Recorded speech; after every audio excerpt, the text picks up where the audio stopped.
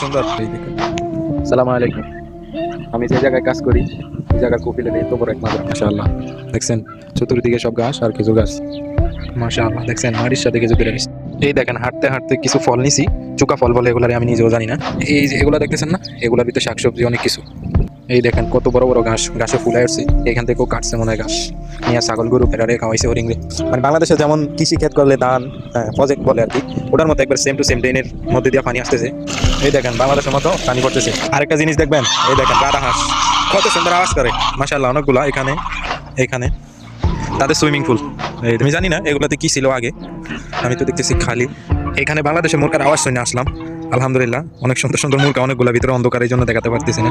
এইদিকে প্রচুর জায়গা ওদের খালি পড়ে রয়েছে, শীতকালে এরা এই গাড়িগুলোতে আইসা পার্টি বা আনন্দ উল্লাস করে। এগুলো ভিতরে আর কি খেমা তাবুক টাঙ্গা যে যা বলে আর কি। চলে আসলাম এটার কাছে, ভিতরে দেখতেছি লাউ গাছ, এইদিকে টমেটো গাছ, and ওই পাশে ধনিয়া, এগুলো ধনিয়া।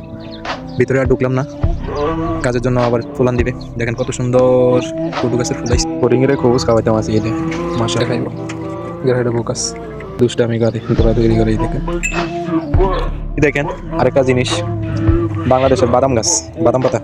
এই দেখেন আরেকটা জিনিস, আমগো তো বন জঙ্গলে যে দেখা যায় নাক ফুল আর কি বলে আমগো ওইদিকে, কিন্তু অন্যান্য জেলায় কি বলে তা জানি না। এগুলো একবারে নাক ফুলের মতো। এই দেখেন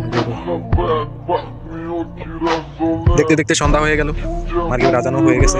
শেষ মুহূর্তে একটা জিনিস দেখাই, এই যে পানির ট্যাঙ্কিগুলো দেখতেছেন না, এগুলোর ভিতরে কান কমন জিনিস দেখাই আপনাদের। দেখেন এগুলো হচ্ছে ওয়াশরুম। দেখেন ইংলিশ কমেন্ট। সবাই ভালো থাকবেন, সুস্থ থাকবেন।